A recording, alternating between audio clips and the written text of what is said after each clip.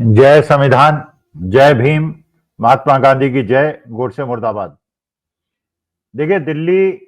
चुनाव संपन्न होने के बाद और भारतीय जनता पार्टी को मेजॉरिटी मिलने के बाद और रेखा गुप्ता जी को मुख्यमंत्री पद पे आसीन होते देखने के बाद और विजेंद्र गुप्ता जी को स्पीकर पद पे आसीन होने के बाद अब सबसे बड़ा महत्वपूर्ण प्रश्न यह है कि आम आदमी पार्टी लीडर ऑपोजिशन किसको बनाएगी। देखिए, रेखा गुप्ता जी के बारे में बहुत चर्चा हो रही है। यूट्यूब के अंदर आप देख रहे हैं, उनके पुराने ट्वीट देख रहे हैं, उनके पुराने उद्बोधन देख रहे हैं। एमसीडी के अंदर जैसे पहलवानों की तरह उन्होंने माइक तोड़े हैं और मेजें तोड़ी हैं, वो आपने देखा है। आपने देखा है उन्होंने किस प्रकार से अरविंद केजरीवाल की माताजी को अपशब्द कहे हैं, किस प्रकार से उन्होंने गांधी परिवार पे कहा है, प्रियंका गांधी को सूर्पनखा कहा है। तो ऐसी प्रतिभाशाली महिला को, संस्कारवान महिला को भारतीय जनता पार्टी ने दिल्ली का मुख्यमंत्री बनाया है। तो अब हम लोगों को कुछ नोट करना पड़ेगा, ये समझना पड़ेगा कि राजनीति में सफल होने के लिए क्या-क्या चीजों की आवश्यकता होती है। उनका वो वीडियो भी हमने देखा जिसके अंदर उन्होंने जेएनयू को भला बुरा कहा है। उन्होंने कहा है कि जेएनयू के बच्चे 10 रुपए में हॉस्टल में रहते हैं, लाइट छोड़ जाते हैं जली, पंखा जला छोड़ जाते हैं, 40-40, 50-50 साल तक पीएचडी के नाम पे जमे रहते हैं और देश की जनता का शोषण करते हैं, देश के टैक्स पेयर का शोषण करते हैं। और जिस प्रकार से उन्होंने जेएनयू को बंद करने की बात की है, और वास्तविकता ये है, जो सब लोगों को, उन लोगों को सबको पता है जो कि पढ़े लिखे हैं और जिन्होंने जेएनयू में पढ़ाई की है और बाकी यूनिवर्सिटीज में पढ़ाई की है, उनको पता है कि अगर कोई ऐसा विश्वविद्यालय आज है जहां गरीब से गरीब आदमी, धनहीन आदमी, निर्धन आदमी, अल्प मध्यम वर्ग का आदमी अगर पढ़ाई करके अपने जीवन को सपने दे सकता है तो वो जेएनयू है। इस बात पे भी कहीं दो राय नहीं है कि अगर हिंदुस्तान की टॉप यूनिवर्सिटीज की जब लिस्ट बनती है, अंतरराष्ट्रीय एजेंसीज बनाती हैं, तो उसमें जेएनयू का नाम भी बहुत आगे रहता है, बल्कि सबसे ऊपर रहता है। उसका कारण यह है कि शिक्षा में जिस चीज की सबसे ज्यादा आवश्यकता मैं समझता हूं एक शिक्षक के रूप में, वो होता है स्वतंत्रता, विचारों का आदान प्रदान और विचारों को आदान प्रदान करने के लिए किसी भय मुक्त वातावरण की, वो आज के तारीख में जेएनयू प्रोवाइड करता है। कोई लेफ्ट ओरिएंटेशन का आदमी हो, कोई आरएसएस बैकग्राउंड का आदमी हो, कोई कांग्रेसी हो, कम्युनिस्ट हो, वो दे कोएग्जिस्ट। जैसा हमारे जमाने में होता था कि वार्ता होती थी, चर्चाएं होती थी, गोष्ठियां होती थी, अलग अलग विचारधाराओं की होती थी, लेकिन हिंसा नहीं होती थी, दबंगई नहीं होती थी, गुंडागर्दी नहीं होती थी।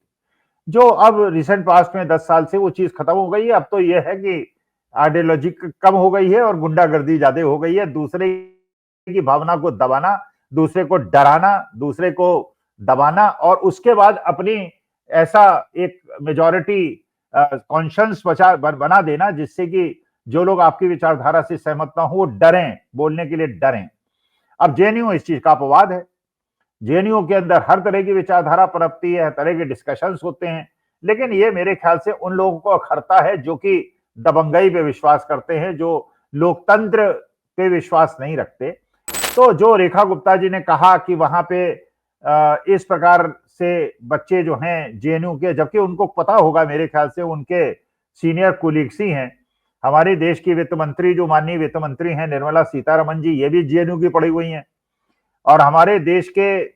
विदेश मंत्री जयशंकर साहब, जो इंडियन फॉरेन सर्विसेज में थे और राज्यसभा के मेंबर हैं, निर्मला जी भी राज्यसभा की मेंबर हैं, ये भी जेएनयू के पढ़े हुए हैं। और इसके पहले जो रविशंकर प्रसाद साहब, जो लॉ मिनिस्टर होते थे और ऑब्जर्वर है, जिन्होंने रेखा गुप्ता जी को मुख्यमंत्री बनवाया है, वो भी जेएनयू के पढ़े हुए हैं। और ये लोग कोई मेरे ख्याल से तो देशद्रोही नहीं है। इन्होंने 10 रुपए में वहां पे यूनिवर्सिटी की फैसिलिटीज का शोषण नहीं किया है। और देखिए, देश की वास्तविकता यह है कि हमारे देश के अंदर करीब 90% लोग ऐसे हैं जिनकी आमदनी 25,000 रुपए महीने से कम है। केवल 10% लोग ऐसे हैं जो कि 25,000 रुपए महीने की आमदनी से ज्यादा के हैं। बाकी सब मध्यम वर्ग के हैं, अल्प मध्यम वर्ग के हैं, निम्न मध्यम वर्ग के हैं। और ये तो मोदी जी खुद स्वीकार करते हैं, भारतीय जनता पार्टी खुद स्वीकार करती है कि देश के 143 करोड़ में 80 करोड़ लोग ऐसे हैं जो 5 किलो अनाज पर निर्भर करते हैं। इसका माने ना उनके पास मकान है, ना उनके पास मोटरसाइकिल है, ना उनके पास बिजली है। अब अगर 60% पॉपुलेशन इस प्रकार की है, तो जो रेखा गुप्ता जी का कहना कि 300 रुपए महीना भी ये लोग नहीं अफोर्ड कर सकते, मानी बात है वो 300 रुपए अफोर्ड नहीं कर सकते। भाई जिसके पास मकान ना हो, जिसके पास बिजली ना हो, जिसका मोटरसाइकिल ना हो, मानी बात है कि वो आदमी 300 रुपए महीना तो उसके लिए बहुत बड़ी चीज है। 300 रुपए महीने में तो शायद वो अपना पेट भर लेगा। 5 किलो अनाज की जो कीमत है वो भी 250 रुपए महीना है। अगर 5 किलो अनाज अगर देखा जाए उसकी कीमत, तो 250 रुपए, 50 रुपए किलो भी अगर आप लगा लीजिए तो 250 रुपए है। लेकिन मुझे लगता है कि रेखा गुप्ता जी जो अब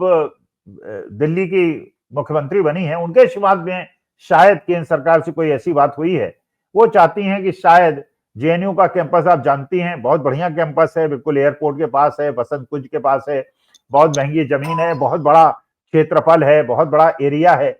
और उस एरिया का कीमत भी लाखों करोड़ों में है। अब जिस प्रकार से मुंबई के अंदर बड़ी बड़ी जमीनें अडानी जी को दे दी गई हैं, तो शायद रेखा गुप्ता जी को शायद एक कोई ऐसा मैसेज मिला हो कि जेएनयू की जमीन इतनी महंगी है और इस जमीन को अडानी जी को कोई प्राइवेट यूनिवर्सिटी के लिए दे दिया जाए, जिसके अंदर एक वो भव्य एयर कंडीशनड यूनिवर्सिटी बनाएं और वहां पे केवल अमीर बच्चे पढ़ें, 15-15, 20-20 लाख रुपए साल की फीस दे के पढ़ें, एयर कंडीशनड उनके हॉस्टल्स हों, और गरीब और मध्यम वर्ग को पढ़ाई से रोक दिया जाए, उन्हें शिक्षा से वंचित कर दिया जाए। गरीब लोग केवल अमीरों की सेवा करने के लिए बने और पढ़ाई जो है वो भारतीय जनता पार्टी के शासनकाल में केवल अमीरों के लिए सुरक्षित कर दी जाए। हो सकता है रेखा गुप्ता जी ने जो ये ट्वीट किया था और इस प्रकार की वीडियो बनाई थी, वो उसी भावना से प्रेरित होकर उन्होंने बनाई होंगी, ऐसा लगता है। अब सवाल यह है कि अब विजय गुप्ता जी तो स्पीकर बन गए और रेखा गुप्ता जी जो है वो चीफ मिनिस्टर बन गई, तो दो गुप्ता हो गए। वैश्य समाज का बहुत सम्मान हो गया, बाकी जो जाट समाज है, बाकी जो पंजाबी समाज है, बाकी जो ब्राह्मण समाज है, बाकी जो दलित समाज है, वो हिंदू रहे, वोट देने के पहले हिंदू रहे, लेकिन वोट देने के बाद अब उन्होंने जो भारतीय जनता पार्टी का पहले रूप हुआ करता था भारतीय जनसंघ का, ये भारतीय जनता पार्टी बनियों की पार्टी हो गई है और दिल्ली के अंदर उन्होंने स्पीकर का पद और मुख्यमंत्री का पद दोनों एक ही समाज को देकर ये सिद्ध कर दिया है कि we don't care for anybody, we only want to unite Hindus only till elections and after that हम अपने पुराने मूल में वापस आ जाएंगे और उस पुराने मूल के अंदर जो हमारे संस्कार है उनका पालन करेंगे। लेकिन रेखा गुप्ता जी ने जिस प्रकार की भाषा वीडियो में आप लोग देख रहे हैं, उससे एक चीज तो बिल्कुल स्पष्ट हो गई है और एक प्रश्न बहुत महत्वपूर्ण हो गया है कि आम आदमी पार्टी दिल्ली के अंदर लीडर ऑपोजिशन किसको बनाएगी। क्योंकि अभी तक ये माना जा रहा था कि ये दो अनुभवी नेता हैं उनके पास, एक आतिशी हैं और एक गोपाल राय हैं जो जीते हैं। बाकी अरविंद केजरीवाल हार गए, मनीष सिसोदिया हार गए, सत्येंद्र जैन हार गए, तो जो बाकी दिग्गज नेता थे वो हार गए, यही दो नेता जीते हैं। लेकिन मुझे नहीं लगता कि गोपाल राय या आतिशी में इतनी क्षमता है कि वो रेखा गुप्ता जैसी दबंग नेता जिन्होंने एमसीडी के अंदर माइक तोड़ दिया था, मेज तोड़ दी थी और इस प्रकार की बलशाली और एग्रेसिव चीफ मिनिस्टर को आतिशी झेल पाएंगी या गोपाल राय झेल पाएंगे। तो मेरे ख्याल से आम आदमी पार्टी को भी आज ही से ये शुरुआत शुरू कर देनी चाहिए, खोज शुरू कर देनी चाहिए कि आम आदमी पार्टी का कौन सा ऐसा नेता है जो कि रेखा गुप्ता जी के स्तर का गाली गलौज कर सके, मारकाट कर सके और धक्का मुक्की कर सके और माइक तोड़ सके और अभद्र भाषा का प्रयोग कर सके। अब इसमें मेरे ख्याल से अभी तक तो मेरे को कोई ऐसा नेता मिला नहीं है कि कोई इस प्रकार का, क्योंकि देखिए संस्कारों की बात होती है। हमने तो कभी अटल जी को ऐसी भाषा का प्रयोग करते नहीं देखा, नेहरू जी को नहीं देखा, इंदिरा जी को नहीं देखा, लाल बहादुर शास्त्री को नहीं देखा, मोरारजी भाई को नहीं देखा, चंद्रशेखर वीपी सिंह को नहीं देखा, हमने चरण सिंह को नहीं देखा, हमने मोरारजी भाई को नहीं देखा, हमने किसी को, डॉक्टर मनमोहन सिंह को नहीं देखा। लेकिन अगर इस प्रकार की राजनीतिक भाषा, इस प्रकार की अभद्र भाषा, इस प्रकार की अब्यूसिव लैंग्वेज अगर राजनीति में अब सुनाई पड़ने लगेगी, तो आम आदमी पार्टी को भी यह निर्णय लेना पड़ेगा कि उनको लीडर ऑपोजिशन कोई ऐसा बनाए कि कम से कम उनका मुकाबला कर सके, वरना तो कहीं उन्हें विधानसभा के अंदर कूट काट न दिया जाए, तोड़ ताड़ न दिया जाए और बिल्कुल उनके चेहरे बिगाड़ दिए जाए। तो आम आदमी पार्टी को और भविष्य में जितनी जगह भी चुनाव होने वाले हैं, जितने भी अपोजिशन पार्टीज हैं, क्योंकि अंत में देखिए जीत तो भारतीय जनता पार्टी की होनी है, क्योंकि चुनाव आयोग ने भी बिल्कुल क्लियर कर दिया, सुप्रीम कोर्ट ने भी डेट को पोस्टपोन करके क्लियर कर दिया कि भैया जो भारतीय जनता पार्टी चाहेगी वही होगा, तो चुनाव में वो जीतेंगे। उसके बाद लीडर अपोजिशन जो भी होगा 20-25% सीटें जो उनको मिलेंगी लीडर अपोजिशन, कोई ऐसा आदमी चुने क्या जो कि पुराने संभ्रांत संस्कारिक संस्कारवान भाषा का प्रयोग करें या मुकाबला करें, क्योंकि आप जानते हैं भाई, आप बैडमिंटन के कोर्ट में अगर बैडमिंटन खेलने जाएंगे तो वहां क्रिकेट बैट लेके तो जाएंगे नहीं, और क्रिकेट का मैच होगा वहां बैडमिंटन का रैकेट लेके तो जाएंगे नहीं। जिस प्रकार का माहौल होगा उसी प्रकार का अस्त्र आपको भी उपयोग करना पड़ेगा। कांग्रेस वो गलती कर रही है, वो संस्कारों से मोहब्बत से इस प्रकार के भाषा बोलने वालों का